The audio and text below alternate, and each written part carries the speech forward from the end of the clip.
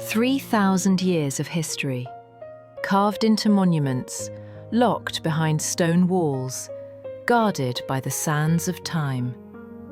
We know the stories of nearly every major Egyptian ruler, their tombs, their mummies, their triumphs, and their curses. But the most iconic queen of them all simply vanished. No tomb, no mummy, no record of her death. Nefertiti, the woman whose face became the very symbol of ancient beauty, evaporated from the historical record like a desert mirage. But disappearance in ancient Egypt wasn't an ending. It was camouflage. Because what if Nefertiti didn't die? What if she transformed? What if the lost queen became a hidden king? Some scholars believe she re-emerged under a new identity, the mysterious Pharaoh Smenkhkare, a ruler who appeared suddenly, ruled briefly, and vanished just as quickly. To uncover this truth, we must step into a world collapsing under revolution, a world where gods were replaced, temples abandoned, and power hung by a thread. Nefertiti's fate is tied to the revolution of her husband Akhenaten, a king whose ideas were so radical they broke the spine of Egyptian tradition. This wasn't an update your worldview moment. This was burn the rulebook and write a new one in the sun.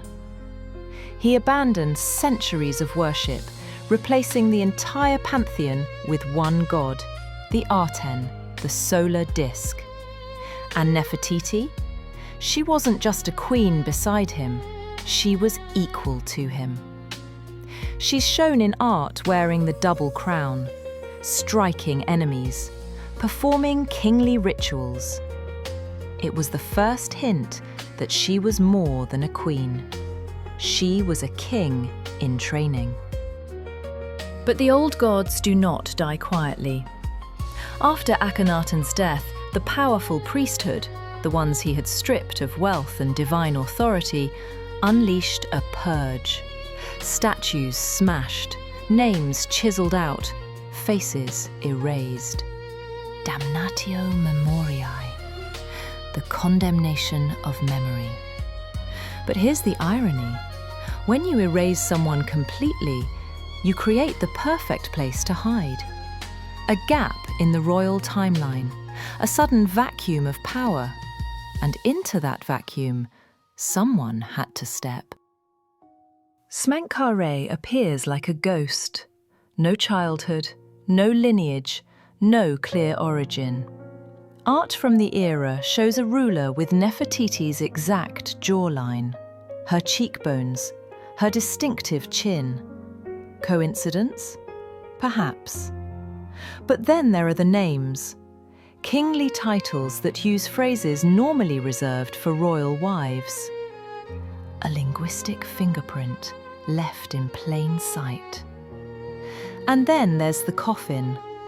A royal coffin discovered with kingly symbols, but the inner mask had pierced ears.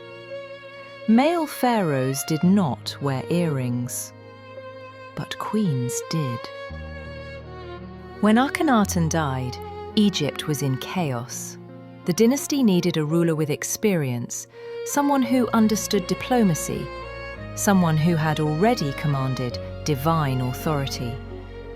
There was only one candidate, Nefertiti. Her disappearance, historians now argue, may not be a disappearance at all, but a coronation. The key to all of this lies beneath the earth. Egyptologist Nicholas Reeves proposed a mind-shattering idea, that Tutankhamun's famous tomb wasn't meant for him. It was a side chamber, just a hallway, of a larger tomb, a tomb that may belong to Nefertiti as pharaoh.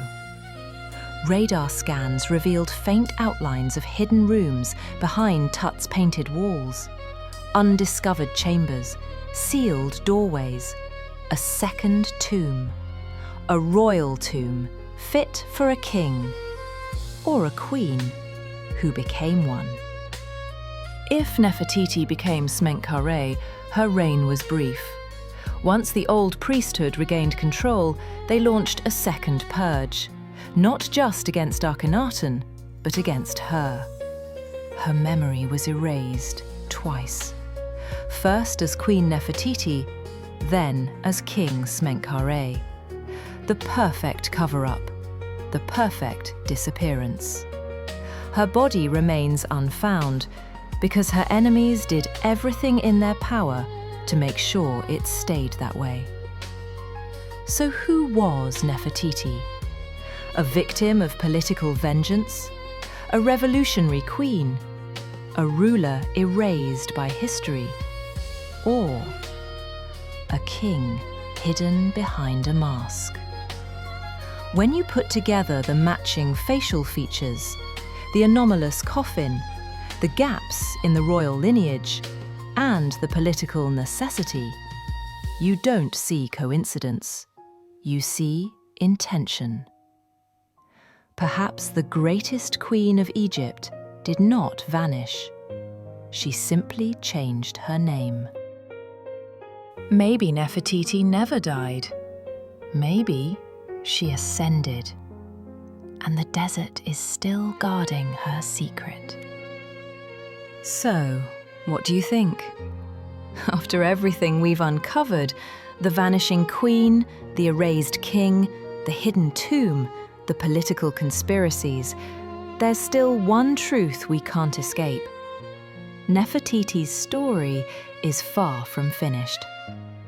Now I want to hear from you. Do you believe Nefertiti became the mysterious pharaoh Smenkhkare? Was she a hidden king, erased to protect the old order? Or was her disappearance something even bigger, something we haven't uncovered yet? Tell me your theory. Drop your thoughts in the comments. Every possibility, every angle, even the wild ones. You never know. Your theory might be the one that cracks the case. And if you enjoyed diving into ancient mysteries, conspiracies, and lost queens, let me know. Your comments guide what secrets we explore next. Because history still has so many secrets waiting to be uncovered. All right, explorers, the mystery is now in your hands. Comment your theory below, and let's see which one rises to the throne.